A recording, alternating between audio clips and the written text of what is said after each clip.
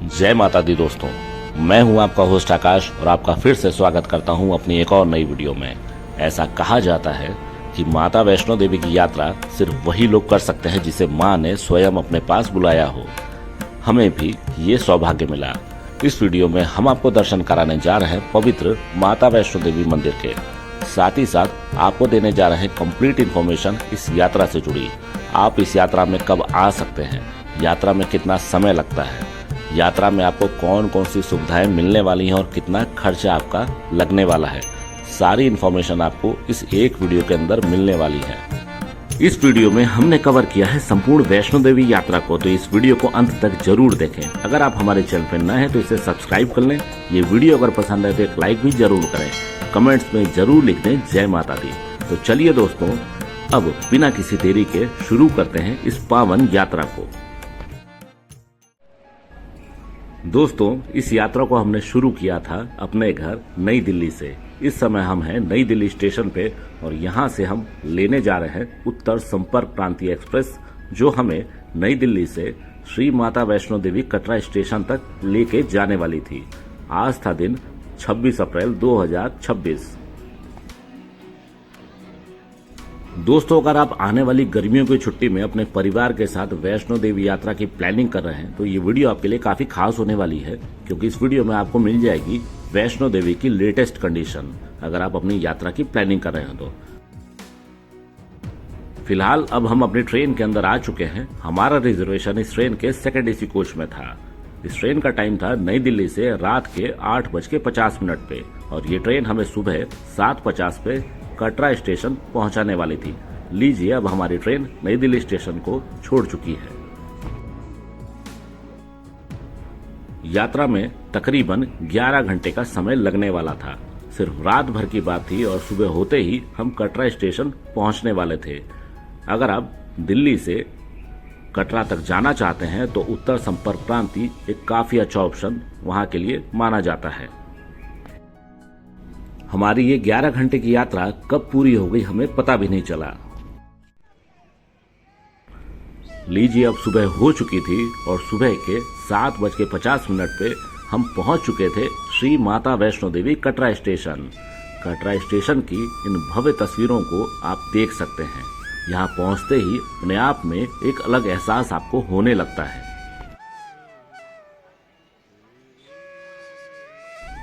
अगर आप वैष्णो देवी यात्रा की प्लानिंग कर रहे हैं तो आपको एक काम सबसे पहले कर लेना चाहिए। यहाँ आने के लिए आपको ऑनलाइन रजिस्ट्रेशन करवाना पड़ता है। अगर आप online registration Shri Mata Vaishno Devi shrine board की वेबसाइट से नहीं कर पाते तो आप यहाँ आके भी डायरेक्ट रजिस्ट्रेशन कर सकते हैं। रजिस्ट्रेशन का कोई चार्ज नहीं लिया जाता। आपको RFID कार्ड यहाँ से लेना पड़ता है, तब जाके आप अपनी यात्रा की शुरुआत कर सकते हैं। फिलहाल कटरा स्टेशन पे आप देख सकते हैं, ये है श्रीनगर वंदे भारत एक्सप्रेस। दूसरी एक और बात का आपको यहाँ पे ध्यान देना है कि अगर आप प्रीपेड सिम लेके देश के किसी भी कोने से आए हैं तो यहाँ पे आपका सिम काम नहीं करेगा।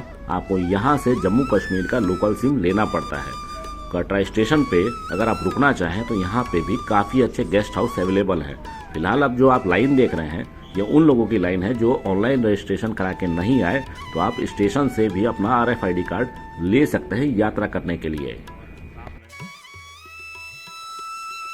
हमने भी कटरा पहुंच के एक प्रीपेड सिम ले लिया था। प्रीपेड सिम का हमें 400 रुपये देना पड़ा। अब हम कटरा बस स्टैंड पहुंच चुके हैं। यहाँ पे आपको कई सारे रहने के ऑप्शन मिल जाते हैं। हमने भी एक होटल यहाँ पे 600 रुपये में ले लिया, जो हमें तकरीबन 4 घंटे के लिए मिला। इस होटल में हमने फ्रेशन अप होने के बाद अपनी यात्रा की शुरुआत करी। आप श्री माता वैष्णो देवी श्राइन बोर्ड की वेबसाइट से भी यहाँ पे रेस्ट हाउस बुक करा सकते हैं। आपको श्री माता वैष्णो देवी वेबसाइट पे कटरा से लेके जम्मू तक और भवन में भी कई सारे स्टे ऑप्शंस मिल जाते हैं। भवन के ऊपर आपको स्टे जो ऑप्शंस हैं वो काफ़ी लिमिटेड मिलते हैं और उनकी बुकिंग 2 महीने पहले ही फुल हो जाती है, तो इस चीज़ का आपको ध्यान रखना है। अब हम देखिए अपना RFID कार्ड लेने के लिए कटरा बस स्टैंड के मेन रजिस्ट्रेशन सेंटर में आ गए। हमने अपनी बुकिंग ऑलरेडी ऑनलाइन करा ली थी, तो यहाँ से सिर्फ हमें कार्ड ही कलेक्ट करना था। अगर आप ऑनलाइन बुकिंग नहीं कराते हैं तो आपको यहाँ पे आधार कार्ड दिखा के अपना रजिस्ट्रेशन करवाना पड़ता है। बस स्टैंड पे ही आपको कई सारे अच्छे खाने पीने के ऑप्शंस मिल जाते हैं। तो यहाँ पे ही एक रेस्टोरेंट हमें मिला जहाँ से हमने थोड़ा नाश्ता किया। नाश्ते में आप जो ये डोसा देख रहे हैं इसकी कीमत तकरीबन 150 रुपये पर प्लेट हमें देनी पड़ी, लेकिन इसका स्वाद काफ़ी अच्छा था। कटरा में आपको जितने भी खाने पीने के ऑप्शंस मिलते हैं, आपको यहाँ पे लहसुन प्याज का प्रयोग एकदम नहीं मिलता। साथ ही साथ आप कटरा में कई जगह पे कई अच्छी बेकरी शॉप्स देख सकते हैं, जहाँ पे आपको अंडे के बिना बना हुआ पेस्ट्री और केक खाने को मिलता है। अब लीजिए, हम यहाँ से अपनी यात्रा की फाइनली शुरुआत कर रहे हैं कटरा बस स्टैंड से। अब हम जा रहे हैं बाणगंगा तक, जहाँ से यात्रा की ऑफिशियली शुरुआत होती है। बस स्टैंड से बाणगंगा तक ऑटो वाले ने हमसे 200 रुपये लिए। अब बाणगंगा में आपका सिक्योरिटी चेक होता है। सिक्योरिटी चेक में तकरीबन आधे घंटे का आपको समय देना पड़ता है। यहाँ पे आपको पुरुषों और महिलाओं के लिए अलग अलग लाइन देखने को मिलती है। यात्रा में आप किसी भी तरह के नशीले पदार्थ को नहीं ले जा सकते, पहले ही बाहर रखवा दिया जाता है। अब लीजिए, हम अंदर प्रवेश कर चुके हैं और यहाँ से अब इस यात्रा की ऑफिशियल शुरुआत होती है। यात्रा तकरीबन 13 किलोमीटर लंबी है, मतलब इस पॉइंट से माता का भवन तकरीबन 13 किलोमीटर लंबा है। यात्रा शुरू होने से पहले आप एक छड़ी जरूर ले लें, जिससे आपको चढ़ाई करने में थोड़ी आसानी होती है। जो छड़ी की कीमत है तकरीबन 20 रुपये आपको देनी पड़ती है, और अगर आप उसको वापस करते हैं यात्रा समाप्त होने के बाद तो आपको 10 रुपये वापस कर दिए जाते हैं। शुरुआत में ही आपको गुलशन कुमार का एक बहुत ही पुराना लंगर यहाँ पे मिलता है, जिसका कोई चार्ज नहीं लिया जाता। आप यहाँ से खा पी के भी अपनी यात्रा की शुरुआत कर सकते हैं। दोस्तों, इस यात्रा को वैसे तो पैदल ही करना चाहिए, लेकिन अगर आपको कोई समस्या है तो आप यहाँ पे कई सारे ऑप्शंस चुन सकते हैं। यहाँ पे आप पालकी, पोनी, पिट्ठू, बैटरी कैब और हेलीकॉप्टर से भी यात्रा को अपनी कर सकते हैं। इनके रेट्स मैंने स्क्रीन पे दे दिए हैं। दोस्तों, अगर आपको चलने फिरने में दिक्कत नहीं है और टाइम की आपके पास कमी नहीं है, तो आप इस यात्रा को 6 से 8 घंटे के अंदर कंप्लीट कर सकते हैं। हमने भी इस यात्रा को पैदल ही समाप्त किया और हमें तकरीबन 8 घंटे का समय लगा। हमने अपनी इस यात्रा की शुरुआत दोपहर में 2 बजे करी थी और ठीक रात 10 बजे हम भवन तक पहुंच गए थे। आप इस यात्रा में हमारे साथ बने रहें।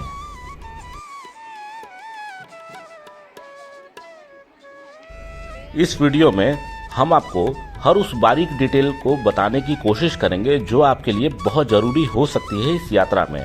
आप बेशक कई बार पहले आ चुके हों, लेकिन इस वीडियो में आपको कुछ अलग बातें हम बताने जा रहे हैं। इस वीडियो में आप बने रहें। आप यहाँ पे कहाँ पे रह सकते हैं, आपको किस टाइम पे इस यात्रा की शुरुआत करनी चाहिए, किन किन जगहों पे आप खाना पीना निःशुल्क खा सकते हैं, सब कुछ आपको इस वीडियो के अंदर मिलने वाला है। फिलहाल देखिए, हम बाणगंगा तक पहुँच चुके हैं और अगर आप होटल से नहा धो के नहीं आए हैं तो इस जगह पे आप स्नान कर सकते हैं। साथ ही साथ यहाँ पे आपको शौचालय की सुविधा भी मिल जाती है।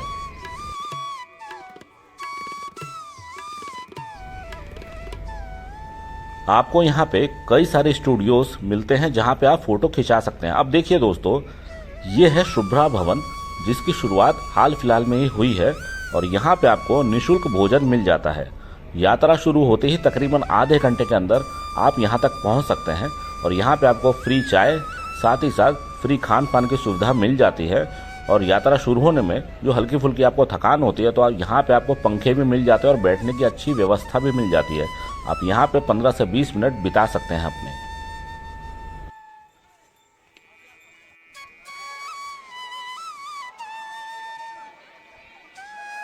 अब तकरीबन 1 किलोमीटर दूर आपको मिल जाता है एक और स्नान घाट। यहाँ पे आप काफ़ी अच्छे तरीके से मस्ती करते हुए स्नान कर सकते हैं। यहाँ पे आपको नेचुरल वाटरफॉल भी मिलता है और साथ ही साथ साफ सफाई भी अच्छी मिल जाती है।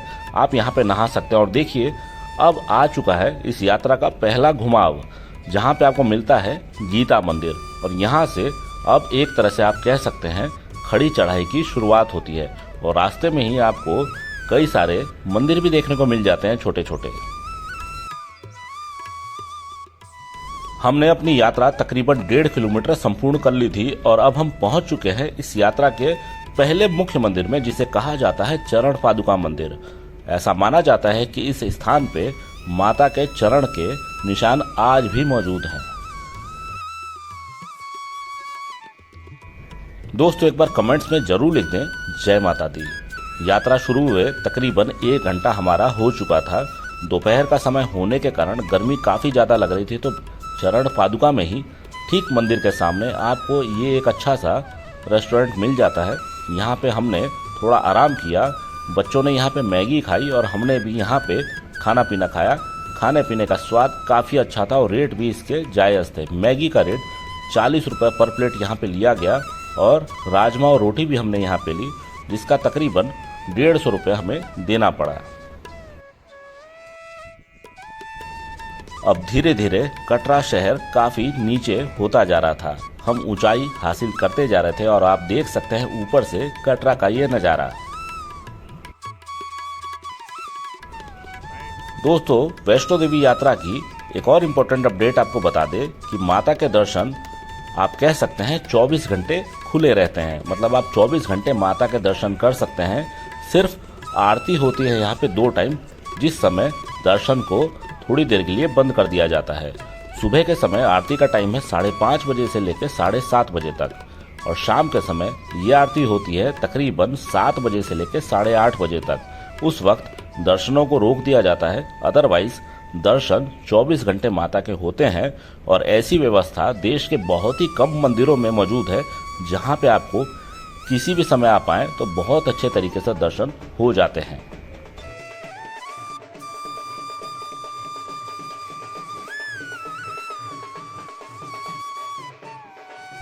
अगर आप इस यात्रा में आज तक नहीं आए तो आपकी इन्फॉर्मेशन के लिए एक और बात बता दें कि इस पूरे रूट पे आपको हर जगह चहल पहल मिलती है और एक अलग ही वाइब्स आपको पूरे रास्ते देखने को मिलती है। चढ़ाई जरूर टफ है, लेकिन लोगों का जोश आपको पूरे रास्ते देखते हुए बनता है और आपको थकान महसूस ही लोग होने नहीं देते हैं। और यात्रा शुरू होने के 2 से 3 घंटे बाद आपके अंदर खुद में एक ऐसी एनर्जी आ जाती है कि आपको यात्रा में थकान महसूस नहीं होती है। दोस्तों, अगर आप इस मौसम में मतलब गर्मी के मौसम में यात्रा कर रहे हैं तो आपके लिए एक इम्पॉर्टेंट अपडेट, दोपहर के समय यहाँ पे काफ़ी गर्मी आपको देखने को मिलती है। कई जगह पे ऊपर शेड्स आज भी मौजूद नहीं है, तो दोपहर के समय यात्रा को आप अवॉइड कर सकते हैं। अगर आपको इस यात्रा को शुरू करना है तो आप शाम 6 बजे से अपनी यात्रा की शुरुआत करें और रात 2 बजे तक आप मंदिर तक पहुंच जाएंगे और आराम से दर्शन कर सकते हैं। सुबह के समय यात्रा करने में आपको थोड़ी गर्मी का एहसास जरूर होगा। अगर आपके पास कुछ भारी सामान है तो आप नीचे क्लॉक रूम में सामान को जमा कर सकते हैं। अगर आप सामान लेके ही अपने साथ जाना चाहते हैं, क्योंकि ऊपर आपको रात के समय थोड़ी ठंड लग सकती है, तो आप अपने साथ पिट्ठू भी कैरी कर सकते हैं। इस बार यात्रा में दोस्तों एक विशेष चीज हमें बार बार देखने को मिल रही थी। पूरे रूट पे हमें पहाड़ी बकरियां, जिसको गोरल कहा जाता है, देखने को मिल रही थी। पिछले साल भी हमने यात्रा करी थी, तब तो हमें ये पहाड़ी बकरियां यहाँ पे नहीं दिख रही थी, लेकिन इस बार काफी बकरियां पूरे रास्ते हमें देखने को मिली।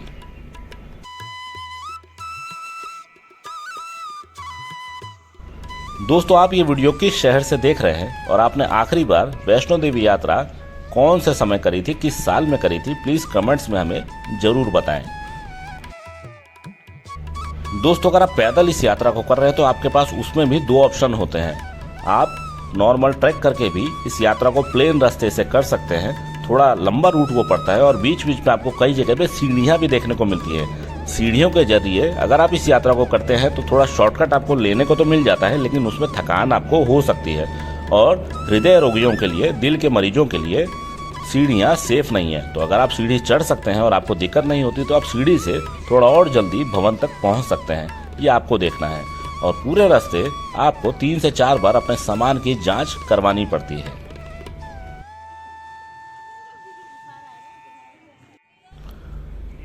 पूरे रूट पे आपको दोस्तों पीने के पानी की सुविधा मिलती रहती है, साथ ही साथ शौचालय भी पूरे रास्ते बने हुए हैं। रास्ते में चढ़ते चढ़ते आपको काफ़ी पसीना आ सकता है इस मौसम में, तो आप पानी अपने साथ जरूर रखें और बीच बीच में पानी पीते रहें। इससे आपको थोड़ी थकान कम होती है और एनर्जी भी आपकी बनी रहती है। अब देखिए, पूरे रास्ते आपको इस तरह से रेस्टोरेंट्स भी मिलते रहते हैं जो श्राइन बोर्ड के द्वारा चलाए जाते हैं। यहाँ पे आपको राजमा चावल, कढ़ी चावल, चाय और भी बहुत कुछ अच्छे रेट पे खाने पीने को मिल जाता है।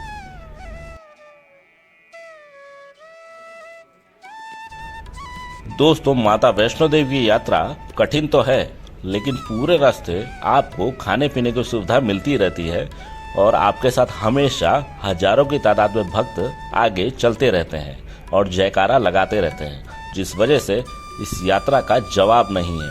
इस यात्रा में कठिनाई होने के बावजूद बहुत ही ज़्यादा आनंद की अनुभूति होती है। अब देखिए, आप देख पा रहे हैं अर्धकुमारी। यहाँ तक यात्रा का आधा रास्ता माना जाता है और तकरीबन 6 किलोमीटर की यात्रा के बाद आप अर्धकुमारी तक पहुँच जाते हैं। और अब आपके लिए एक इम्पोर्टेंट अपडेट, अगर आप इस यात्रा को यहाँ से आराम से करना चाहते हैं तो आपके पास एक और ऑप्शन मिल जाता है। आप हिमकोटी मार्ग के जरिए भवन तक पहुँच सकते हैं, जिसमें आपको अर्धकुमारी को स्किप करना होता है। तो आप हिमकोटी मार्ग से अगर भवन तक पहुँचते हैं तो आप तकरीबन 5.5 किलोमीटर में भवन पहुँच जाते हैं। अगर आप वाया अर्धकुमारी साझी छत होते हुए भवन तक जाते हैं तो वो चढ़ाई काफ़ी खड़ी चढ़ाई है और पुराना रास्ता है और डिस्टेंस भी तकरीबन 6.5 किलोमीटर है। तो आपको ये देखना है कि आप वाया अर्धकुमारी साझी छत होते हुए भवन जाना चाहते हैं या इस नए रास्ते से भवन तक जाना चाहते हैं।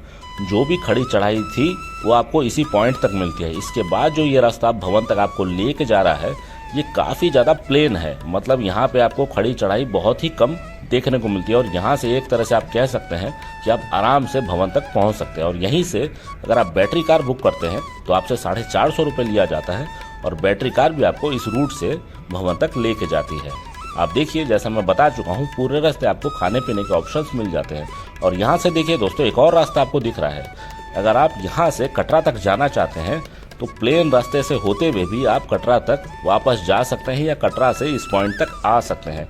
इस पूरे रूट पे ना आपको घोड़ा मिलेगा, ना ही आपको पालकी मिलेगी, ना ही किसी तरह की असुविधा मिलेगी। लेकिन रास्ता जो कटरा से आपको इस रूट से लेके आता है काफ़ी ज़्यादा लंबा है, तो इस चीज़ का आपको ध्यान रखना है। उस रास्ते पर ना आपको लोग मिलेंगे, ना ही कोई आते जाते दिखेगा, तो आप थोड़ा बोर भी हो सकते हैं उस रूट पे। हम एक बार उस रूट से नीचे तक उतरे हुए हैं, काफ़ी लंबा था वो रास्ता, तकरीबन 10 किलोमीटर का रास्ता था और हमें काफ़ी बोरियत उसमें हुई। इस रास्ते का तो असली मज़ा पुराने रास्ते का ही है जिससे हम आपको ले के आए हैं। और हाँ, अर्धकुमारी से अब आप नया रास्ता ले सकते हैं क्योंकि ज़्यादातर भक्त इसी रास्ते का प्रयोग करते हैं भवन तक जाने के लिए। यहाँ पे आपको घोड़े और खच्चर भी देखने को नहीं मिलते, सिर्फ बैटरी कार आपको यहाँ पे चलती दिखेंगी और कहीं कहीं पे आपको पालकी वाले दिखते हैं। घोड़े आपको साझी छत के रास्ते ही भवन तक ले जाते हैं आज की डेट में भी। हमने भी अर्धकुमारी में पहले कई बार दर्शन किए हुए हैं, तो इस बार हमने अर्धकुमारी को स्किप कर दिया और हम इस नए रास्ते से, जिसे हिमकोटी मार्ग कहा जाता है, इस रास्ते से ही आपको भवन की तरफ लेके जा रहे हैं। इस रास्ते पे आपको जगह जगह पे बोर्ड लगे दिख जाते हैं कि पत्थर गिरने की संभावना है, तो थोड़ा सावधानी से इस रास्ते पे आपको चलना चाहिए। पहाड़ के साइड से आप ना ही चलें तो ज़्यादा बेहतर है। आप अपना डायरेक्शन इस एंड पे रखें जहाँ से पहाड़ थोड़ा दूर होता है। बीच बीच में आप बैठ सकते हैं, कई जगह पे आपको यहाँ पे कुर्सियाँ लगी दिख जाती हैं। और देखिए, अब हम पहुँच चुके हैं यहाँ के एक और मुख्य पॉइंट पे, जिसे कहा जाता है डोसा पॉइंट। इसकी एक स्पेसिफिक टाइमिंग है। हमने रिटर्न के वक्त ये डोसा खाया था, 55 रुपये का ये डोसा था और उसका स्वाद बहुत ही ज़्यादा लाजवाब था। ये पॉइंट है हिमकोटी। हिमकोटी से अब भवन की दूरी तकरीबन 3 किलोमीटर की रह गई है। और अब देखिए, यहाँ पे आपको कई सारी मेडिकल फैसिलिटीज़ भी मिल जाती हैं। अगर आपको कोई समस्या आ गई है यात्रा करने के दौरान तो आप यहाँ पे इलाज बात अपना करा सकते हैं। साथ ही साथ खाने पीने के यहाँ पे आपको अनेकों ऑप्शंस मिल जाते हैं।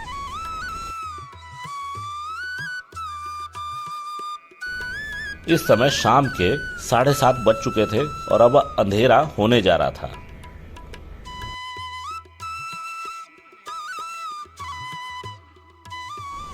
थोड़ी थकान तो हमारे चेहरों पे थी यात्रा की, लेकिन एक अंदर उमंग भी थी भवन तक पहुंचने की। अब कुछ ही देर में हम लोग भवन तक पहुंचने वाले हैं। हिमकोटी के बाद भवन तक आपको थोड़ा सा चढ़ाई करनी पड़ती है। इसके पहले तक का जो रास्ता अर्धकुमारी से चालू हुआ था वो काफ़ी अच्छा था।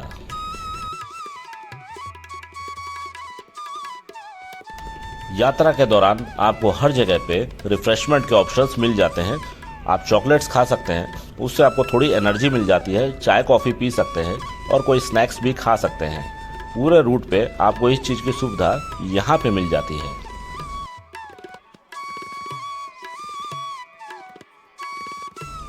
यहाँ पे आपको खान पान के दौरान इस चीज़ का ध्यान रखना है कि यहाँ पे आपको कई सारे बंदर देखने को मिलते हैं और बंदर आपसे खाने पीने का सामान छीन सकते हैं। रात के समय तो ये बंदर थोड़े कम होते हैं, लेकिन मॉर्निंग के टाइम पे यहाँ पे बंदरों की भरमार रहती है। तो अपने साथ कोई भी खान पान का सामान अपने हाथ में कैरी ना करें। अगर खाने पीने का सामान आपके पास है भी तो उसे आप बैग में रखें और बैग को पीठ पे टांग के रखें, तब बंदरों के हमले आपके ऊपर नहीं होंगे। अगर आप हाथ में खाने पीने का किसी भी तरह का सामान लेके इस रूट से जाते हैं तो बंदर आपसे वो सामान छीन लेंगे, चाहे उसमें आप प्रसाद ही क्यों ना रखें।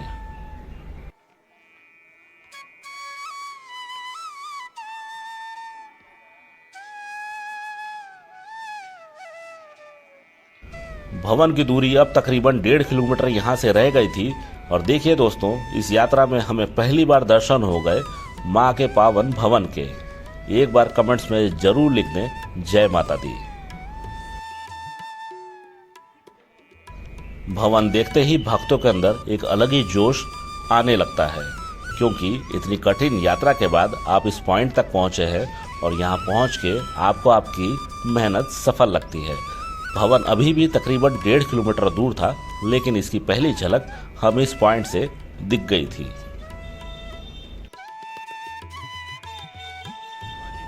ये जो रास्ता आपको पीछे की तरफ जाता दिख रहा है, ये रास्ता आपको हेलीपैड तक लेके जाता है। अगर आप हेलीकॉप्टर की मदद से आते हैं तो यहाँ से आपको हेलीकॉप्टर को छोड़ना पड़ता है और पैदल अपनी यात्रा को भवन तक करना पड़ता है। मतलब हेलीकॉप्टर से भी अगर आप आते हैं तो 1 से 1.5 किलोमीटर आपको चलना ही पड़ता है भवन तक। अब देखिए एक और मोड़ आ गया और यहाँ से भी भवन साफ नजर आ रहा है। धीरे धीरे अब हम भवन की तरफ आगे बढ़ रहे हैं। तो दोस्तों, जैसा मैं आपको बता चुका हूँ कि अगर आप पैदल इस यात्रा को करना चाहते हैं गर्मी के सीजन में, क्योंकि दर्शन 24 घंटे ही एक तरह से खुले रहते हैं, तो आप अपनी यात्रा की शुरुआत या तो शाम के 6 बजे करें या सुबह के 6 बजे करें, जिस वजह से आप 2 बजे तक पहुंच जाएंगे। चाहे रात हो या दिन, आप आराम से अपनी यात्रा को कंप्लीट कर लेंगे छाया में, ठंड में, और दर्शन भी अच्छे से कर सकते हैं। दोपहर के समय यात्रा करने से आपको थोड़ा गर्मी का एहसास जरूर होता है। अगर आप पालकी से आते हैं तो पालकी वाले आपको इस पॉइंट तक लेके आते हैं, इसके आगे पालकी नहीं जाती है। अब हम भवन के एकदम करीब पहुंच चुके हैं और यहाँ पे एक फाइनल सिक्योरिटी चेक होने के बाद हम प्रवेश कर जाते हैं भवन के परिसर में। और यहाँ पे आपको सबसे पहले देखने को मिलता है पार्वती भवन। हमने अपने लगेज को, अपने जूते चप्पल को यहीं पे जमा कर दिया। और आजकल एक और नई चीज़ यहाँ पे पूरे परिसर में देखने को मिली, यहाँ पे आपको अब स्मार्ट लॉकर्स मिल जाते हैं, जिसका रेट तकरीबन 50 रुपये है 3 घंटे का। और बहुत ही आसानी से आप अपने सामान को यहाँ पे जमा कर सकते हैं। पहले पिछले सालों तक यहाँ पे आपको मैनुअल ही काउंटरों में लाइन लगा के अपने सामान को जमा करना पड़ता था, जिसमें कई बार 2 से 3 घंटे लग जाते थे, क्योंकि काफ़ी ज़्यादा भीड़ यहाँ पे हो जाती थी। लेकिन इन लॉकर्स की वजह से आप अपने सामान को सिर्फ 5 मिनट के अंदर जमा करा सकते हैं। और ये लॉकर सिर्फ पार्वती भवन में ही नहीं है, बल्कि भवन तक आपको हजारों की तादाद में देखने को मिलते हैं।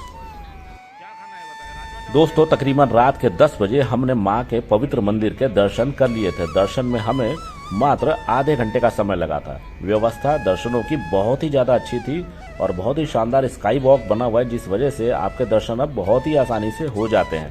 दर्शन करने के बाद हमने यहीं पे बने मनोकामना भवन के कैंटीन में खाना खाया। राजमा चावल, कढ़ी चावल और भी इस तरह के कई सारे खाने पीने के सामान यहाँ पे 50 से 55 रुपये के रेट में आपको मिल जाते हैं। मंदिर तक कैमरा अलाउड नहीं था, तो मंदिर के अंदर की रिकॉर्डिंग हमने आपके लिए नहीं करी है, लेकिन मंदिर का अब ये परिसर हम आपको दिखा रहे हैं। ये देखिए, यहीं से आपको प्रवेश करना पड़ता है दर्शनों के लिए और इसे कहा जाता है स्काई वॉक। इसका भी निर्माण 2 साल पहले एक तरह से आप कह सकते हैं किया गया है। और देखिए सामने मंदिर के शानदार लाइटिंग को, ये लाइटिंग LED लाइटिंग है और इसके रंग बार बार बदलते रहते हैं। कभी ये लाल हो जाती है, कभी पीली हो जाती है और कभी नीली हो जाती है। अपने आप में मंदिर बहुत ही ज़्यादा सुंदर रात के समय देखने को मिलता है। और जैसा मैं आपको बता रहा हूँ, लॉकर्स आप देख सकते हैं भवन के कितने पास तक आपको देखने को मिल रहे हैं। अगर आप शुरुआत के पार्वती भवन में अपने सामान को नहीं जमा करवा पाए तो आप आगे चल के भी कई जगह पे इस फैसिलिटी का इस्तेमाल कर सकते हैं। स्मार्ट लॉकर्स आपको हर जगह देखने को आजकल मिलते हैं। और देखिए ऊपर ही बना हुआ है ये शानदार स्काई वॉक, जो आपको डायरेक्ट भवन तक ले जाता है। और भवन के सामने ही आप देख सकते हैं ये विशालकाय दुर्गा भवन। दुर्गा भवन में आपको कई सारी डॉर्मेटरीज मिल जाती हैं जिसका कोई चार्ज नहीं लिया जाता, और हमने भी अपनी रात दुर्गा भवन में ही सो के बिताई। यहाँ पे आपको 100 रुपये के किराए पे कंबल भी मिल जाता है, और जब आप कंबल को वापस करते हैं तो आपको 100 रुपये रिटर्न कर दिया जाता है। दुर्गा भवन के अंदर के नज़ारों को आप देख सकते हैं। हाँ, आपको अगर यहाँ पे रहना है रात में तो थोड़ा पहले आप आ जाए तो आप अपनी जगह को यहाँ पे रिजर्व कर सकते हैं। भवन के ऊपर आपको कई सारे रहने के ऑप्शंस मिल जाते हैं, लेकिन इनकी बुकिंग ऑनलाइन ही होती है, जो कि 2 महीने पहले ही आपको करानी पड़ती है। अदरवाइज ये ऑप्शंस आपको नहीं मिलेंगे। आप फ्री के डॉर्मेट्री में ही रह सकते हैं जिसका कोई चार्ज नहीं लिया जाता, लेकिन अगर आप रिजर्व रूम चाहते हैं तो उसको आपको 2 महीना पहले यहाँ पे बुक कराना पड़ेगा। हम आपको दुर्गा भवन के ही इन नज़ारों को दिखा रहे हैं। दुर्गा भवन से आप देखिए कितना सुंदर भवन का सीन सुबह के समय नज़र आ रहा है। अब हम जाने वाले हैं भैरव मंदिर तक, और भैरव मंदिर के लिए आप पैदल भी जा सकते हैं और आप रोप वे की मदद से भी जा सकते हैं। रोप वे की टिकट है 100 रुपये अप एंड डाउन की, जिसको आप माता वैष्णो देवी श्राइन बोर्ड की वेबसाइट से ही बुक करा सकते हैं एडवांस में। भैरव मंदिर तक की दूरी भवन से है तकरीबन 2 किलोमीटर की, और चढ़ाई काफ़ी ज़्यादा स्टीप है, काफ़ी खड़ी चढ़ाई है। तो आपको डिसाइड करना है कि आप पैदल चल के जाना चाहते हैं या रोप वे की मदद से जाना चाहते हैं। हमने अपनी रोप वे की टिकट ऑनलाइन एडवांस में 2 महीना पहले ही बुक करा ली थी। तो अब हम रोप वे स्टेशन तक जा रहे हैं, जहाँ से रोप वे हमें सिर्फ 5 मिनट के अंदर भैरव जी के मंदिर तक पहुँचा देगा। रोप वे स्टेशन जाने के लिए भी आपको लाइन में लगना पड़ता है और अपनी टिकट की जांच करवानी पड़ती है। अगर आपने ऑनलाइन टिकट बुक नहीं करी तो आप यहाँ से भी उस टिकट को परचेज कर सकते हैं। रोप वे की शुरुआत सुबह 7 बजे से हो जाती है, और सुबह 7 बजे से यहाँ पे लाइनें लगनी चालू हो जाती हैं, और शाम 7 बजे तक ये रोप वे चलता है। रोप वे के अंदर भी आप देख सकते हैं सैकड़ों लोग भैरव मंदिर जाने के लिए लाइन में लगे हुए हैं। रोप वे स्टेशन से ही भवन का सुंदर नज़ारा भी आप देख सकते हैं। एक रोप वे के अंदर तकरीबन 50 लोगों को ले जाने की क्षमता होती है, और यहाँ पे आपको 2 रोप वे मिल जाते हैं, रोप वे कैब्स मिल जाती हैं। एक ऊपर जाती है और एक नीचे आती है। जब से इस रोप वे की शुरुआत हुई है तो भैरव मंदिर जाना काफ़ी ज़्यादा आसान हो गया है। पहले या तो आपको पैदल जाना पड़ता था या घोड़े की मदद से जाना पड़ता था। घोड़े वाले तकरीबन 350 से लेकर 600 रुपये तक एक साइड तक ले जाने का लेते थे, जो काफ़ी महंगा होता था। रोप वे बन जाने की वजह से सिर्फ 100 रुपये के अंदर आप ऊपर से लेकर नीचे तक आ सकते हैं। हाँ, ये बात जरूर है कि रोप वे तो सिर्फ 5 मिनट के अंदर आपको ऊपर तक ले जाती है, लेकिन रोप वे तक पहुंचने के लिए आपको मिनिमम 1 घंटे लाइन में लगना ही पड़ता है, टिकट चेकिंग कराते कराते, और साथ ही साथ अपना नंबर आते आते 1 घंटे का समय यहाँ पे हो ही जाता है। दोस्तों, आपको ये अभी तक की वीडियो कैसी लगी प्लीज़ कमेंट्स में हमें ज़रूर बताएं। अब देखिए कुछ ही देर में हम रोप वे तक पहुँचने वाले हैं। आ रही है रोप वे ऊपर से, और एक रोप वे ऊपर तक जा रही है। रोप वे बहुत ही सुंदर है और काफ़ी बड़े साइज़ की है। मतलब ऐसी बड़े साइज़ की रोप वे आपको बहुत ही कम जगह पे देखने को मिलती है। सिर्फ 2 कैब्स हैं, और डेली तकरीबन 10 से 20 हज़ार लोग इन रोप वेज का इस्तेमाल करते हैं।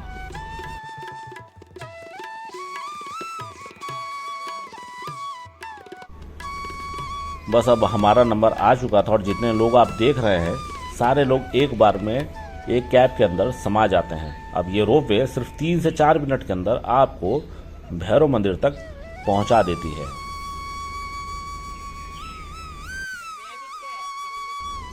और जब आप इसके अंदर से भवन की तरफ देखते हैं तो नज़ारा अपने आप में बहुत ही ज़्यादा सुंदर देखने को मिलता है।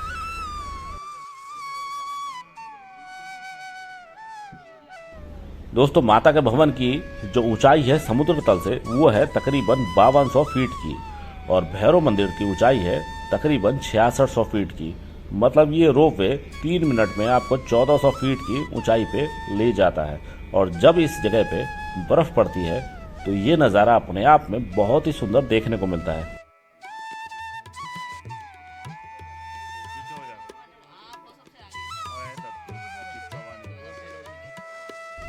अब लीजिए, हम उतर चुके हैं भैरव मंदिर के पॉइंट पे इस रोप वे से, और रोप वे से भैरव मंदिर तक आप सिर्फ 2 से 4 मिनट में पैदल चल के जा सकते हैं। भैरव मंदिर में आपको बड़े बड़े लंगूर देखने को मिलते हैं, तो यहाँ भी आपको विशेष ध्यान रखना है, खाने पीने का कोई भी सामान आपको अपने हाथ में नहीं रखना है। भैरव मंदिर से आप प्रसाद ले सकते हैं, लेकिन प्रसाद को थोड़ा संभाल के मंदिर तक लेके जाएं।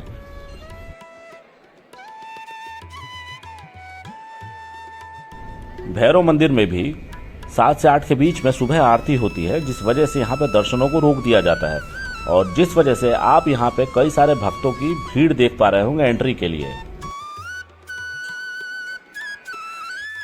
लेकिन भैरव मंदिर में आप बहुत ही आसानी से दर्शन कर सकते हैं। अपने जूतों को आप यहाँ पे बने स्टैंड्स पे जमा कर सकते हैं।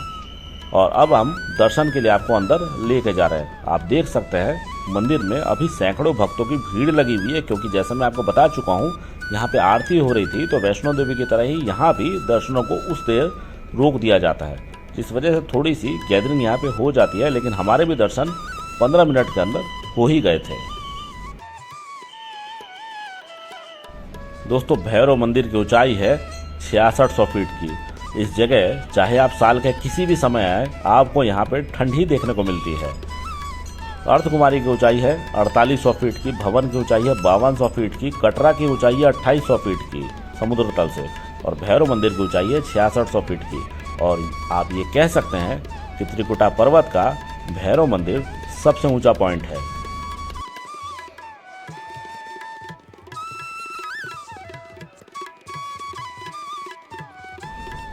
भैरव मंदिर से दर्शन करने के बाद आप यहाँ पे बाहर रखी भभूत को अपने साथ घर ले जा सकते हैं और माथे पे लगा सकते हैं। इसे काफी पवित्र माना जाता है। अब हम आपको लेके आ चुके हैं पूरी यात्रा के सबसे सुंदर पड़ाव पे, मतलब ये यात्रा का समापन पॉइंट आप कह सकते हैं। ये है भैरव जी का छत, मतलब भैरव मंदिर से बाहर जब आप आते हैं तो ये है यहाँ का छत, और यहाँ पे आप हमेशा सैकड़ों भक्तों को सेल्फी खिंचाते देख सकते हैं, क्योंकि यहीं से आपको चारों तरफ का 360 व्यू नजर आता है, क्योंकि आप पहाड़ के सबसे ज्यादा ऊंचाई पे है और यहीं से आपको पवित्र माँ वैष्णो देवी के भी बहुत ही ज्यादा सुंदर दर्शन होते हैं। ऊपर से आप देख सकते हैं माता का ये भवन कितना सुंदर लग रहा है। एक बार कमेंट्स में जरूर लिख दें, जय माता दी। दोस्तों, इस वीडियो को हमने आपके लिए काफी ज्यादा मेहनत से रिकॉर्ड किया है, क्योंकि पैदल चल के हमने भवन तक की चढ़ाई करी। भवन से लेके भैरव मंदिर तक हम बेशक रोपवे से आए, लेकिन नीचे से चढ़ना और वापस उतरना अपने आप में थोड़ा सा शरीर को थका देता है। लेकिन फिर भी हमने आपके लिए इस कंप्लीट वीडियो को रिकॉर्ड किया, ताकि आपको वैष्णो देवी मंदिर की आज की लेटेस्ट कंडीशन पता चल सके और सारी जानकारियाँ मिल सके। आपको हमारा ये प्रयास कैसा लगा, प्लीज़ कमेंट्स में ज़रूर बताएं। अब वापस हम कटरा पहुंच चुके हैं और कटरा में ही एक रेस्टोरेंट में हमने ये खाना खाया, जिसका कॉस्ट हमें तकरीबन 500 रुपये 4 आदमी का देना पड़ा। अब हम कटरा स्टेशन पहुंच चुके हैं और कटरा स्टेशन में आप ये शॉपिंग लॉन्च देख सकते हैं, जिसे हाल फिलहाल में डेवलप किया गया है, जो कि काफ़ी अच्छा है। हम कटरा से नई दिल्ली अपने घर तक अंडमान एक्सप्रेस से आए थे, जिसने हमें दोपहर के 1:30 बजे दिल्ली ड्रॉप कर दिया। इस वीडियो को दोस्तों अब करते हैं यहीं पे एंड। ये वीडियो आपको कैसी लगी प्लीज़ कमेंट्स में हमें ज़रूर बताएं, और आप भी जल्द से जल्द पवित्र माँ वैष्णो देवी यात्रा की प्लानिंग करिए। चैनल पर नए हैं तो इसे सब्सक्राइब कर लें, और ये वीडियो अगर आपको पसंद आए तो एक लाइक भी ज़रूर करें। इस वीडियो को यहाँ तक देखने के लिए आपका बहुत बहुत धन्यवाद। Thanks for your time. जय माता दी।